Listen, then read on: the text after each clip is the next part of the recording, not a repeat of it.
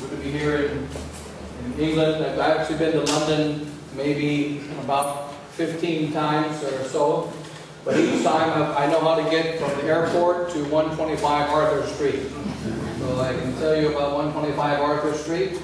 I've never seen the Tower of London. I've never seen downtown London. I know the Tube. I know the stations, the Tube that gets you from the airport, Heathrow, to here.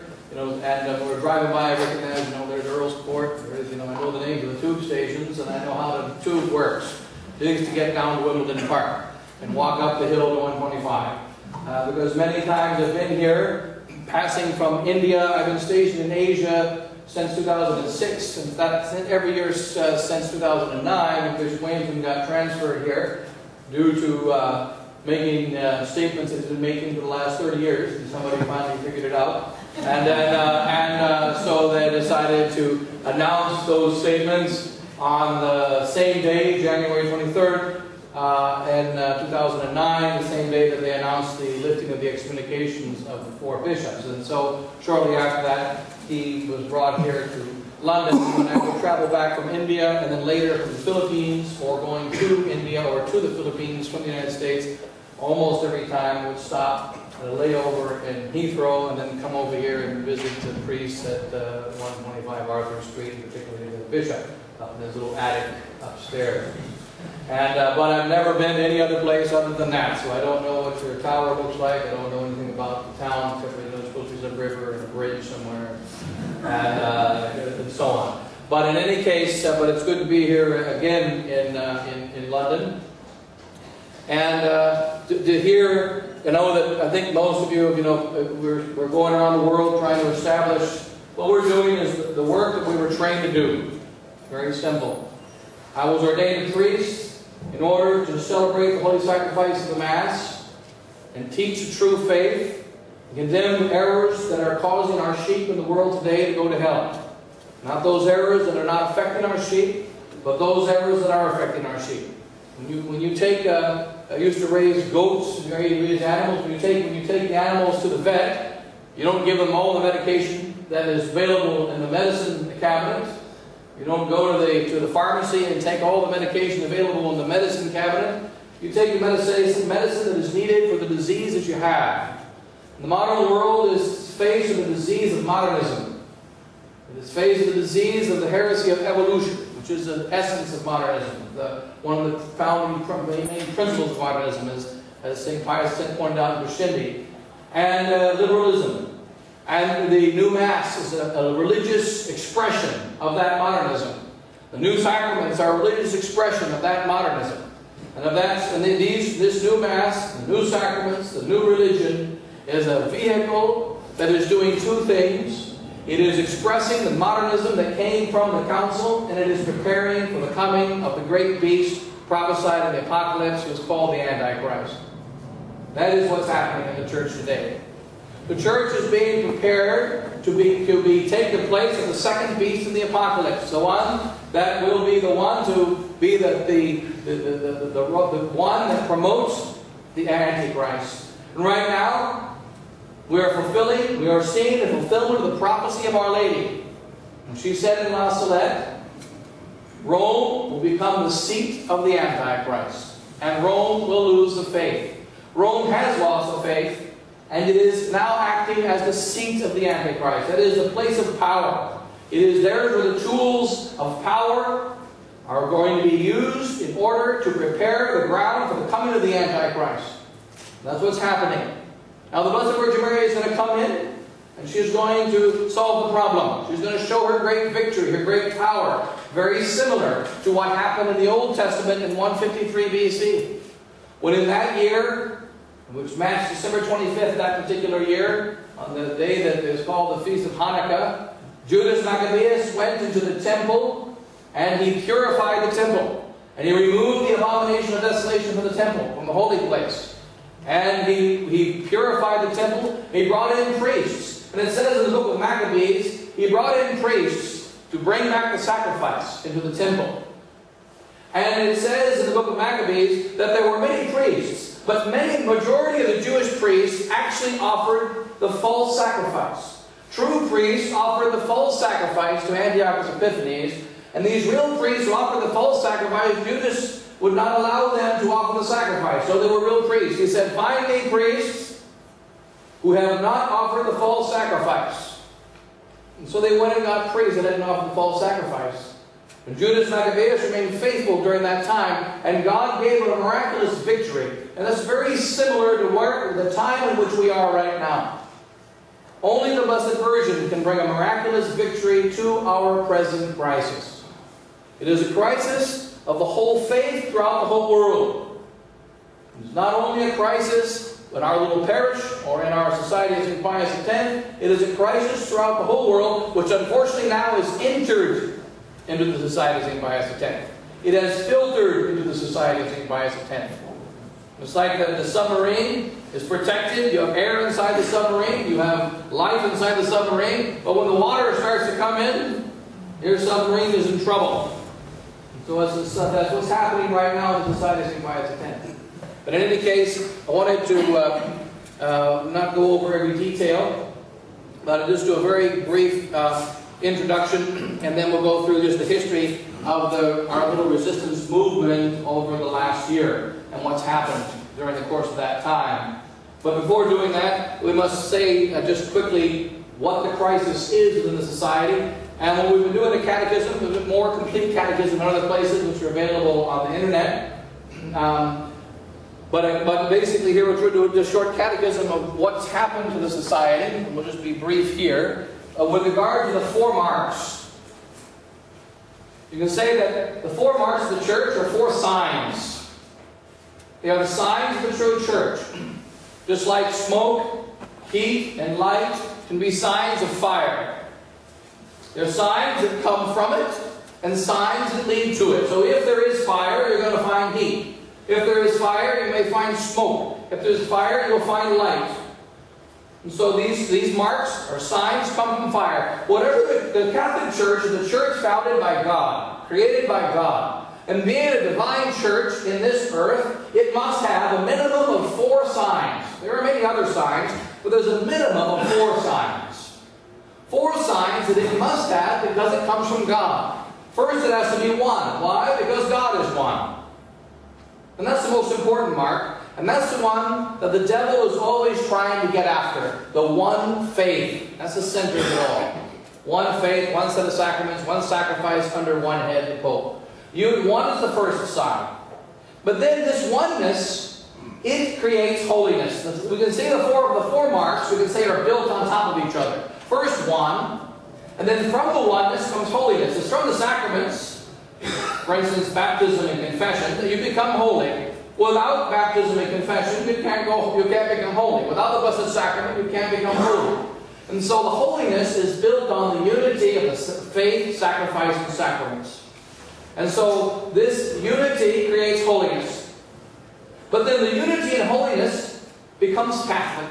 Catholic means universal.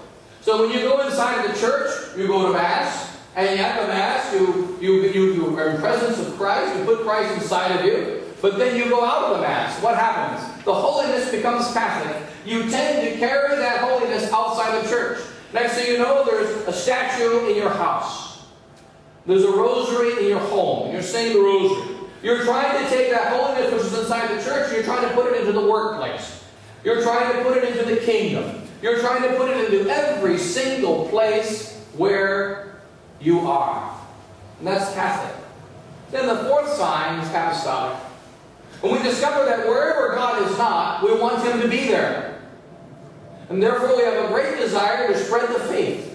So if the devil is going to destroy a soul, and bring it away from God, or destroy a society, like our society, St. Pius says, bring it away from God, there are many steps before you can get to the loss of faith or the compromise of faith. Just like in marriage, adultery doesn't happen on the first day and stage 1. There are many steps before the adultery.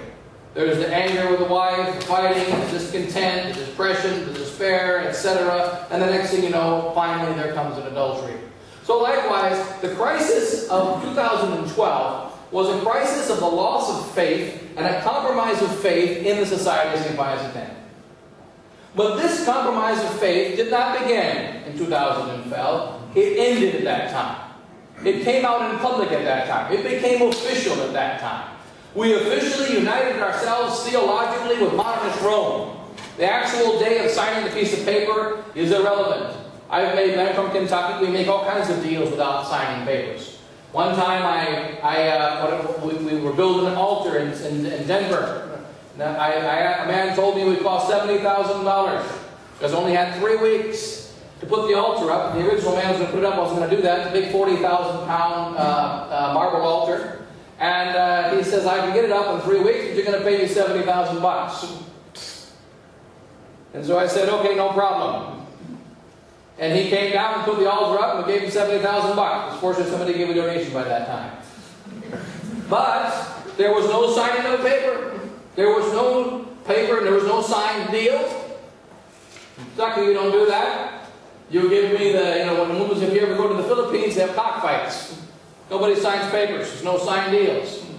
Everybody bets, and then at the end of the bet, everybody gets their money back, and there's no problem. No paper, no signed deal. And if somebody violates the agreement, that somebody is dead. Now, we don't need a piece of paper, and the crisis in the SSPX is not a crisis of paper. It's a crisis of faith. In 2012, the Society of St. Pius X said, we now accept Vatican II as enlightening and deepening the doctrines of the former teaching of the Church. That's number 4 of that declaration that Bishop Fellay sent to Rome. We accept the new Mass as valid and legitimately promulgated, which means it's a legitimate Mass. Archbishop Pfeiffer said it was a bastard Mass. If you look up bastard in your dictionary, you'll discover it also means illegitimate. And illegitimate and legitimate are opposite things. You look it up in the dictionary sometime. So in any case, so that these things are opposite each other. An illegitimate Mass is opposite a legitimate Mass. Archbishop Pfeiffer said it was a bastard Mass. Bishop Fellay says it's a legitimate Mass. We have a different teaching.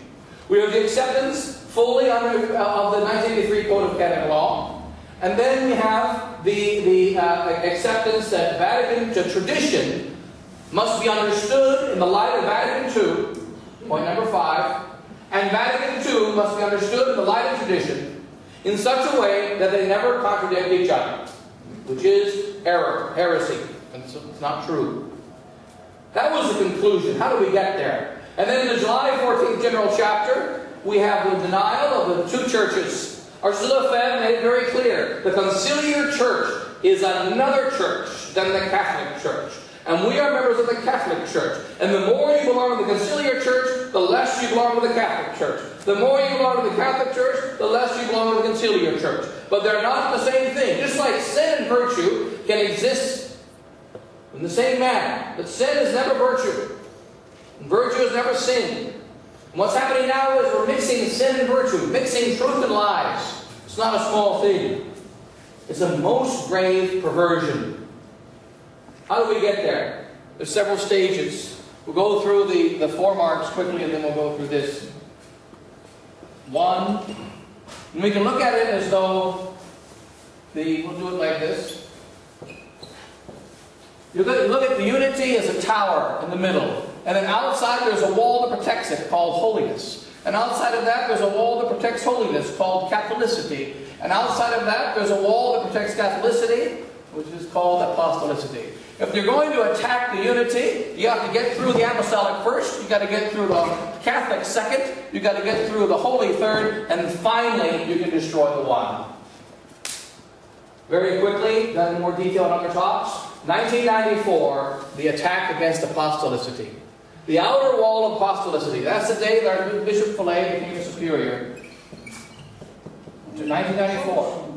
And I remember, I was ordained a priest that year, and I remember when Bishop Fellay became superior, they said, you know, now that Bishop Fellay is superior to the society, we're going to become more balanced. Because he's Swiss, you know, Swiss, they may not be much, but they're definitely balanced. So there's no high points, there's no low points, even though they have mountains over there. They're just all balanced. And so the fact is that the apostolic was the first thing, we're going to be balanced. the priests are running too hard, and we're going to preserve the priests. Now that makes sense. They always pull out the famous example of America, you know, my home territory. And they pull out the America, well, in America it's terrible because the priests saying 5 masses on a Sunday, which they were. Many priests had 5 masses on a Sunday, but then we cut back to 3 masses on a Sunday. And so they're saying 5 masses on a Sunday, the priests are going crazy, and this priest left, and that priest left, and 1 or 2 priests did leave. Although that's not necessarily the reason why they left, but that was the reason given. And so they say, we burned out these priests, and that's so we have to protect the priests. They can't be saying 5 masses on a Sunday. And so we're going to have balance to protect the priests. But then what happened? In 1994, when I was ordained a priest, there were 27 priests in the United States, 105 chapels. Now, in 2013, there are 84 priests in the United States, of the society, not including the Friends of the Society, but it's 84 of our priests, and including the Friends, it's much more, and 103 chapels. There's 2 less chapels, and 50 more priests. 3 times the number of priests, 2 less chapels. There were 25 schools, now there's 22 schools in the United States. Now during that time, you see, as you look over these last 18 years, there have been chapels opened, and they make the newspaper. There have been schools opened, and they make the newspaper. But what doesn't make the newspaper is the other school that was closed, and the other chapel that was closed, and the masses that were diminished. And so it looks as though, when you see all the newspapers of the society, we're growing, growing, growing. But in fact, we're not growing like we used to. And is it because the possibility of growth is not there? No. Look back at all your chapels. Most chapels in the society predate 1994. There are many that have been open since then, but most predate it.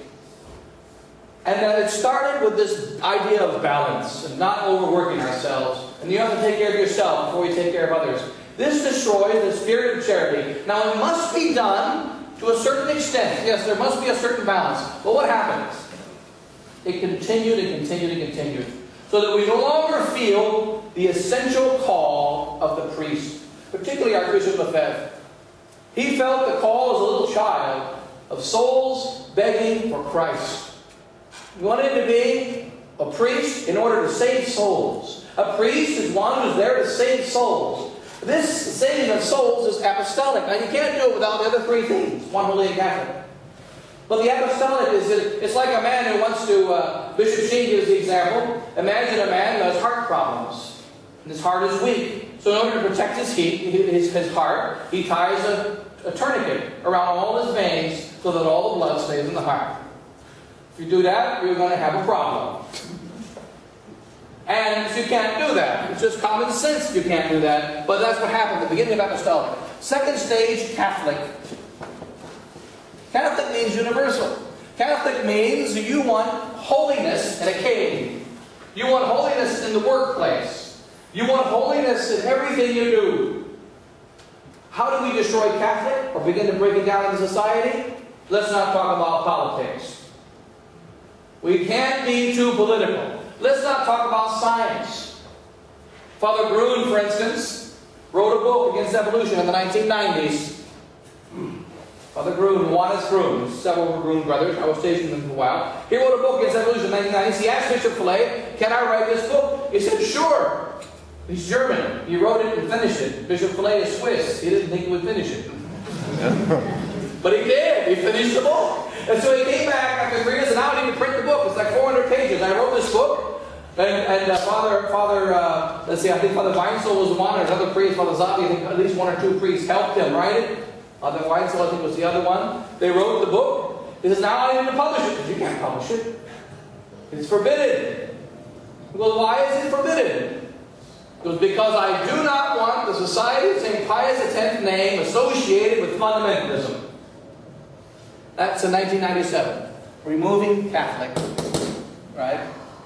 And why did you let me write the book? By the way, Father Grun was stationed in Menzingen.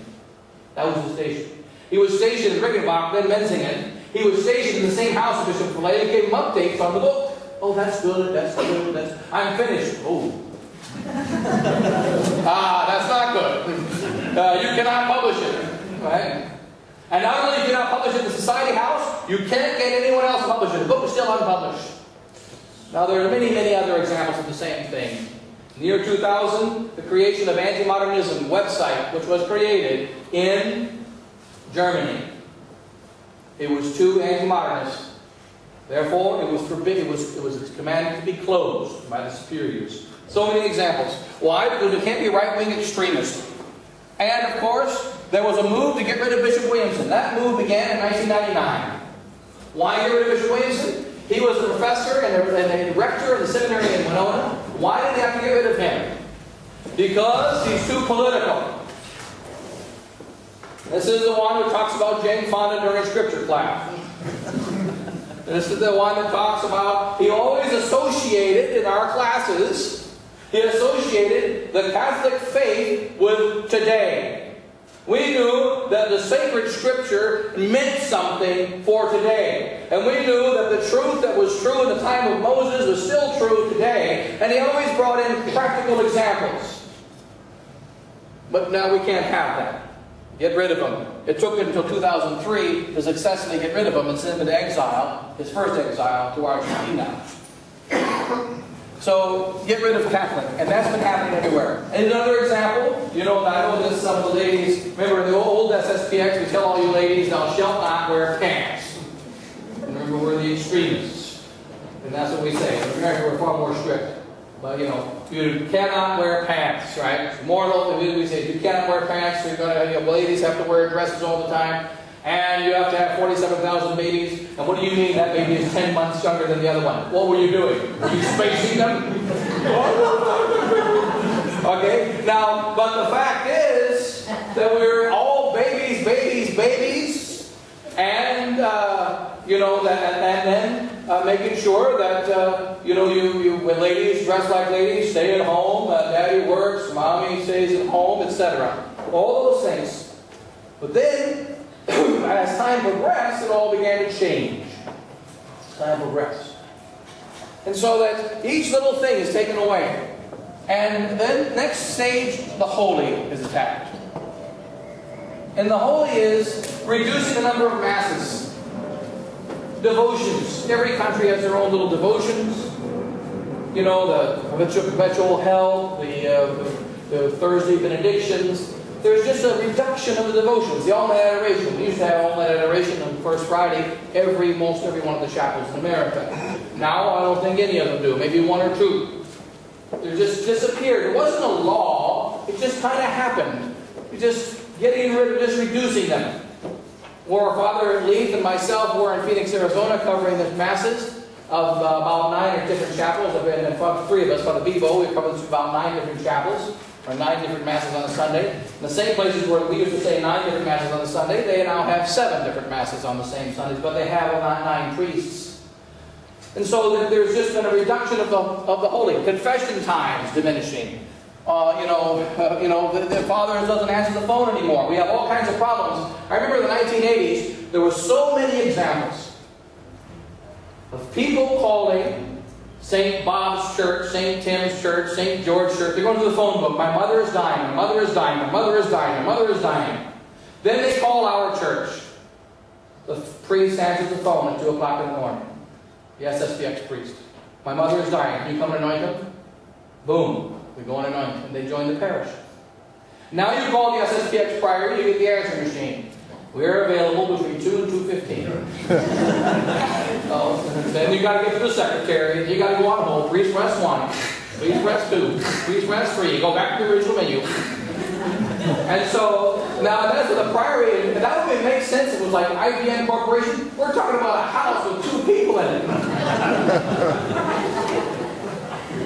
Where did they get that sound? That system? Huh?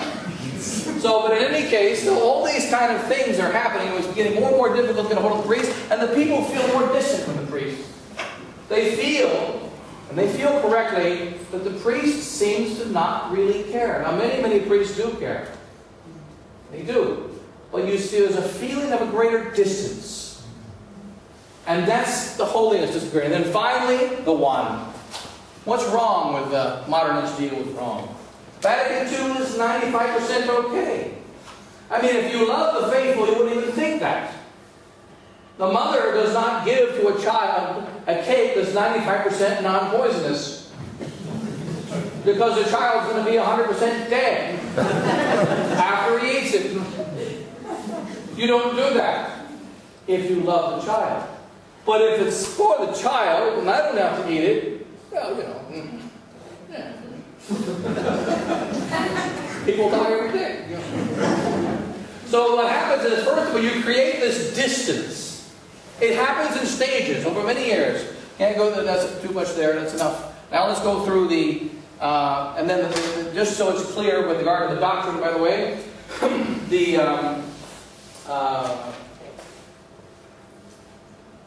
SSPX now officially, in a written manner, approves of all the things we said at the beginning.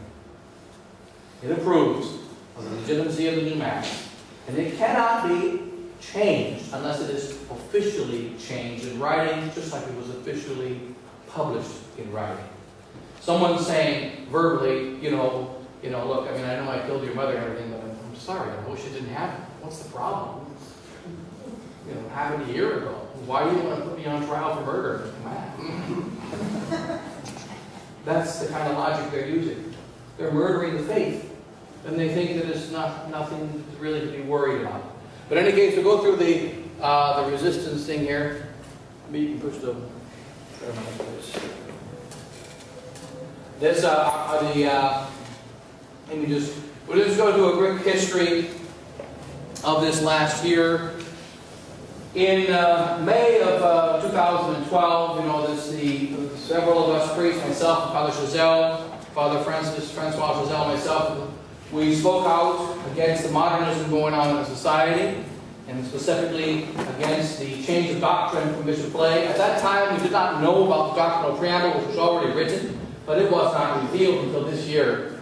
We only had the public interviews of the public statements of Bishop Flay, which is what we went off of, plus the March Corunum, in which he says we have new friends in Rome, we have a new direction, and we're ready to make a deal with Rome as long as they meet two conditions. The first condition is that we allow us to continue to say the Latin Mass. The second condition is that we be granted a real freedom in practical, concrete circumstances. And we have we mentioned the Father Couture. We have a famous, I don't know what's his name, the American, I can't think of his name now. But anyway, he was the head of the auto union. He was a gangster. And he ended his life in concrete circumstances. They gave him concrete boots, and they put him in the water. And so he ended his life in concrete circumstances. And yes, Jimmy Hoffa. Right. Jimmy Hoffa. Jimmy Hoffa ended his life in concrete circumstances. I remember when I read that about the concrete circumstances, I mentioned to Father Couture that Jimmy Hoffa ended his life in concrete circumstances. And so, that doesn't, what does concrete circumstances mean? It means nothing. So in any case, so we spoke out, and we were punished immediately. And myself, it happened to be, I gave 4 sermons. Each sermon I was expecting to receive the punishment the next day, but nothing happened, because Father Couture was traveling. And so I was in the Philippines. My first 3 sermons were April 29th, and then it was one Sunday I didn't preach, which was the Sunday before May the 20th. And the three Sundays in my parish in Cebu and Bohol, the Philippines. I was a priest in the Philippines. And then on May 27th in Mindanao, the final sermon that was sent throughout the whole world, along with the other 3 sermons, but since it was the most recent one, it kind of became the most sent one. The May 27th sermon of Pentecost last year, in which it mentioned all the doctrinal issues, and said we must not allow this modernist deal with Rome. We were immediately punished. Myself gave a sermon the same day as Father Chazelle. We were both stationed in the Philippines. The father was stationed in Manila. I was stationed in Mindanao, which is the southern part of the Philippines. And I preached in the southern part of the Philippines, in Davao. Father Chazelle preached in Pentecost Sunday last year in Korea. And we did not know, I didn't know he was going to talk, and he didn't know I was going to talk. We just made the decision the same day to go ahead and publicly speak and announce it to the world that since this is the day we're supposed to make a deal with Rome, we need to announce publicly that this is wrong. Here are the reasons why it's wrong. We have no right to go against the Archbishop Lefebvre and the founding of the Society of St. Pius X. And so we were immediately silenced. By last Sunday in a society church saying Mass was June the 3rd of last year. And that was because I was traveling. It was Sunday after May 27th. And the Father hadn't hooked up with me yet, and I went back to the United States. where I went for the ordinations. I go to the ordinations every year in the United States. And Father Rostand informed me that I could neither preach, nor give any talks, nor do any public masses or services of any kind in the United States District from my arrival until today. You know, but I was allowed at that time to say private masses, which was later forbidden also. But in any case, so then we began to establish mass centers in August of 2012, and let me just go through this here, because unfortunately, you know, the computer was stolen in Lille, France. By a couple of frogs. Grabbed the computer a couple weeks ago. Let's see here. Anyway, let's just go through this. And so I wasn't able to, had a man in America, you know, finish making some adjustments to this little thing here. The Vienna Declaration was August the 10th. That's when we got started. There was going to be a meeting of priests in August. Bishop Williamson and I spoke about this multiple times, previous and other priests also, about May of last year until August. There was going to be a meeting of many priests in Vienna, Virginia. Bishop Williamson was going to be there, as well as, of course, myself and other priests. And, in fact, Father Kramer was going to be there, but his foot got cut, and he couldn't take the airplane because of an infection. But nonetheless, others were going to be there. There were many priests that were going to be there. It ended up being 5. There were about 30 priests. 30 became 25, 25 became 20, and 20 became 15, and 15 became 10, 9, 8, 7, 6, 5. I had 2 of them weren't able to make the plane tickets. We went to the airport, and one was scared and didn't catch the plane. And then the other one was Father Kramer. His foot got cut, and he couldn't walk on the plane because of the infection. And so, but then Bishop Williamson was the main man to be at the meeting. And the purpose of the meeting was, originally, if Bishop Fillet, at the General Chapter, continues in the modernist direction, as was laid out in the March 2012 Quorum, does not change direction, the direction of the Archbishop of Lefebvre, the Society of Pius X tradition, then there must be an immediate resistance to this new direction. It must be immediate for 2 reasons. 1, because of the gravity of the problem, and 2, in order to maintain an unbroken fidelity in the Society of St. Pius X, Archbishop of Lefebvre, until whenever Our Lady wants to give the victory. There must be an unbroken chain. And so we called the meeting in August, and each day Bishop Williamson, I talked to him every day for a while there, right after the General Chapter, and he's coming, he is not coming. He's here, he's not here. It's a good idea, you must do it, I don't know about it. And so then the priest would call me, what about Bishop Williamson? I said, what is today? It's a Thursday. I think today is a yes day. Yesterday was a no day, or today is a yes day, tomorrow will be a maybe day. So call back, don't call back tomorrow, call back 2 days from now. And we'll see if it's another yes day. And so it was yes, no, maybe, yes, no, maybe. And so as this was going on, the priests are calling me, and I'm calling the priests, coordinating the event. And they say, well, you know, Bishop Williamson's coming, we're coming. If he's not coming, I'm not sure. So I said, I can't guarantee. He said he's coming, but I can't guarantee he's coming because he's going back and forth. So at the last minute, he decided, he said he was coming, but then at the last minute, he told me I'm not coming. So he didn't come. So it ended up being 5 of us. And we had an election in which I was elected the superior of the group of priests. They were already booted from the society anyway. One of those 5 priests, or Father Ringrose, hosted us. It's really only 4 priests. Father Voigt, who was a friend of the society, Father Hugo, Father Giselle, and myself. And then we began. We began to work. We went on a little tour of the United States. People were calling me all throughout the month of June, July. Please come and say the Mass from all over the place. From Africa, I got calls from Mexico, from Brazil, from France, from I think I had at that time maybe 1 or 2 from England. I'm not sure about England at that time, but France and also Germany, and then of course Canada, United States, Philippines, of course, our home turf in Asia, where Father Giselle and I were priests, and then so basically more or less representatives from everywhere, many places, and everywhere, almost everywhere in the SSPX world. I said, well, first I'm not going to go until we meet with the priest. Then we will see what we have, what priests we have. Then we will start the work. Ended up being only a couple priests. We started a priory the next on August the 12th in Boston, Kentucky. This is my home turf. Chapel's been there since 1973. And so we started there, and then we began to go out. And at that point, put it in South America and North America, we had 8 priests in the resistance.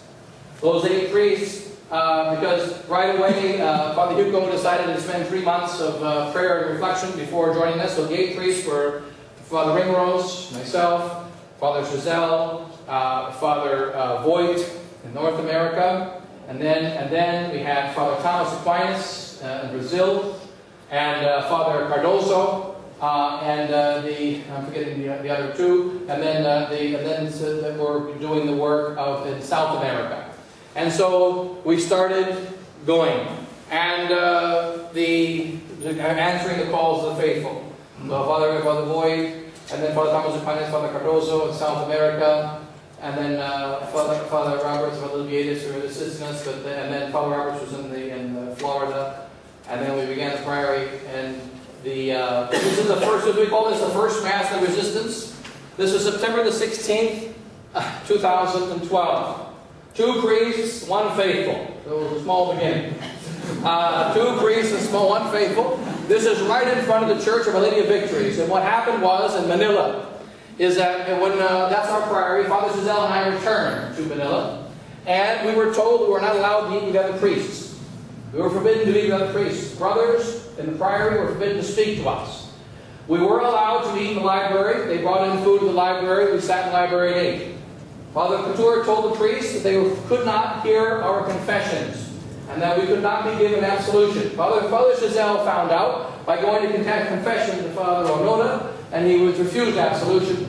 And that was because of the direct order of Father Couture, who said sin is reserved, our sins are reserved to Bishop Fillet. So if Bishop Fillet doesn't have very much jurisdiction these days, in fact he has none, but nonetheless our particular sins are reserved to Bishop Fillet. The priests were told they could not hear our confessions. We were forbidden to say Mass on altars, including the side altars, including at 3 o'clock in the morning with no witnesses. So can we just go there and say Mass on the side altars? No, you cannot. If you want to say Mass, in your rooms, with our Mass kits. Just in case when we get a chalice and vestments out of the sacristy, because remember we're stationed there, so we have the keys, they change the locks in the sacristy. Just in case we might try to say Mass privately. And so as a result, I said Mass in my room with my Mass kit. Father Giselle said Mass in the streets and so on. And then until Sunday. On Sunday, I said we're not going to say Mass in our rooms on Sunday. So we came out on Sunday. Father Giselle said the first Mass. This is right in front of our church during the asparagus, because we're forbidden to say Mass in the church. Our church is right behind.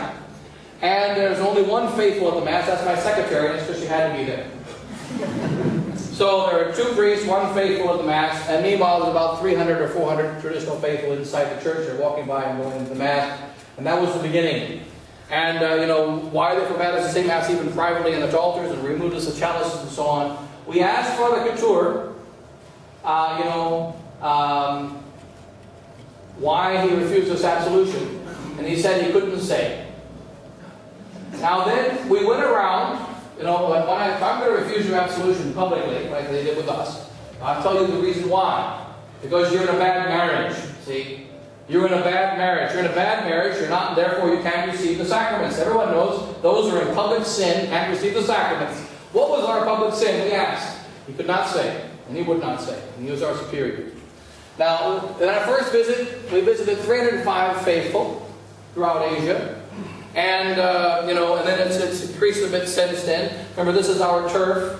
And Father Voigt was all alone at home. We picked up Father John Narihai, an old Japanese priest who had been cut off from society, as it says only the Latin Mass. He'd been cut off from society about 10 years ago, had been isolated and alone, and no priests were allowed to visit him. Several priests would come to Japan and would say, well, can we visit the old Father Narihai? No, you cannot. It's forbidden. And so, but now because of being Father Giselle wanted to visit Father Narihai, just to say hello to him, we visit priests all the time. We're allowed to visit Namazoto priests. Why can't we visit a traditional priest? We were forbidden. And finally, Father Narihai was very grateful that we came and visited. And it was actually very good because Father Giselle was a very, very good, very humble priest and so on. But we had a Mass And Father Zazelle turned around and says, "Father, I'm going to preach a sermon just for you." Oh, thank you, thank you. So he preached a short sermon, very good sermon from Father John Arianai. He was very happy that he showed us all, he was a samurai, so he showed us all the samurai sites and everything in Tokyo and so on, you know. So, and then now we visit him, we got a priest to help us out there. There's only a few faithful in Japan. Then I made my first visits in America while Father Giselle was in France visiting priests. He visited many priests, and you know, let's just go through the. Then we talked about the crisis in the society, established the circuits. Bishop Williamson was officially expelled in October. He received his notice of expulsion on October the 8th, 2012. And we received our notice. Can you do the pushing for me? I just have you push the space bar whenever I need it. We received our notice of expulsion. I received my notice October the 3rd. Father Chazelle received his notice of expulsion October the 4th. And Bishop Williamson received his notice of expulsion October the 8th, more or less the same week. We received our notice in Singapore, which is the headquarters of the SSPX in Asia. But of course, Father Couture was not there because he's the traveling padre. He's never there. I spent about 6 months, 8 months over the years, last few years, about more than 6 months and less than 8 months in Singapore, and spent, I think, 3 of those days with Father Couture, because he's always on the. He's like me right now. He's a traveling padre all over the place. But nonetheless, he wasn't there to hand us our expulsion. It was another one that had to hand our expulsion papers. So in any case, so we received our expulsion papers, but not from the boss. He wasn't there to give it to us. Then we continued. Just go ahead and keep clicking till we get to some numbers here. Go ahead and continue. I hope this. Then we went to capture Father Hugo in November of 2012. And we went on a big epic journey around the United States, visiting priests and visiting the faithful. We visited Father Gruner. Father Gruner told us that he supports us fully. But of course, his main apostolate, of course, is the apostolate of Fatima. He's got a different apostolate. But he also offered his house for us, that any priests that are expelled, they're welcome to stay at the house that he has. There's room for 2 or 3 priests that can stay there. And they had an open invitation for any priests in need to be able to stay at this place near Buffalo, New York, on the wrong side of the border in Canada. So in Erie, Canada, Fort Erie. And then go ahead and you continue then. And then we started our first places in Canada. The idea in Canada, very similar to the idea here. We started in Montreal and Toronto because the faithful, of course, were requesting. But there was a hope of Father Girard and Father Fox, specifically, joining the resistance and taking care of these people. So I told Father Fox and Father Girard, we'll go and say the Mass in Montreal, we'll say the Mass in Toronto, we'll get things started, and then when you're ready, you come and take over. Which hasn't happened yet. So we're still waiting. And so as a result, we continue to take care of those places. And then New Jersey's going to go ahead and continue. Just go straight through to the... Here, let me just... Just want to get to the... We'll just bypass all this. The number of priests, continues to grow. Father Ortiz, Father Vargas, priests throughout the world are being expelled. One priest, actually Father Buffet, it just continues to grow there. But we had Bishop Williamson, even though he was expelled in October, he wasn't removed from St. George's house until December. He remained in St. George's house until December, and on December the 7th is when he came and joined us. Then yes, we had our first conference in Kentucky. We had a priest retreat, which Bishop Williamson preached for about 11 priests, and so on. Let's just go to 1242. It's way too late. Let's just go on to these things here. We made a visit to South America, 2 monasteries, and it was very good. We had a very good priest meeting in South America, and Brazil is standing very strong. And then Father Rio just recently in France. And then just a visit to India. They've been calling us for India. I just got a call from India this morning. There's a Lourdes Mary where I used to stay. She calls me. She doesn't speak English. And I don't speak Tamil, except a few words. But she still calls me and says, "Come to Father, come to India. We're waiting for you, Father." So that's in the village of Arinkandi. Here's a map of some of our chapels in the United States. Father Hugo and I travel. Not all of them are here, but basically we travel, this area. Basically between the West Coast and the East Coast, about the same as from New York to London. And so, we go around this area, saying the Mass in Toronto and so on. About 25 Mass centers, more or less. And we try to fit them into a more or less 6-week rotation. Here are some of the chapels with numbers of people. The largest is Post Falls with 80, but that's a very large parish there. A couple thousand people, 1,700 people in the parish. And then the next would be New Jersey with 60 or so, but in New Jersey parish, the Society parish, and a couple hundred. And so, and we'll just go to the end here. Manila, the Philippines is increasing, and then let's just go to the end. The priests that are joining. Right now there's approximately 40 priests, so we won't go through them all here. There's about 40 priests. It was originally 8 priests, now there's about 40. And just to see here, in the beginning, we had, in August of last year, this is only in a few months, 4 priests and 2 helping priests. And in the very beginning, so not 8 but 6. And then 350 faithful connected with us, with the society priest. And then 700 faithful connected with the other 2. That would be Father Ringrose, and no, I forget about Father Roberts, another couple missing there, and Father Thomas Aquinas in Brazil. And then now, it's about 40 priests, 20 priests in the Society of St. Pius X, and 20 other priests. Plus, there's some other priests that unfortunately have kind of gone in the direction of St. Aquinas. 3 or 4 priests that have done that, so we didn't put them in the list. But those priests were expelled because of this crisis. So those aren't, but they also, we got about 2,000 faithful going to our masses, and another 1,500 faithful going to the other priests' masses.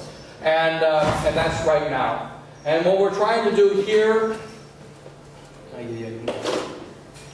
hate these long things, I'm going to do a Bishop Fillet 7-hour conference, so be ready.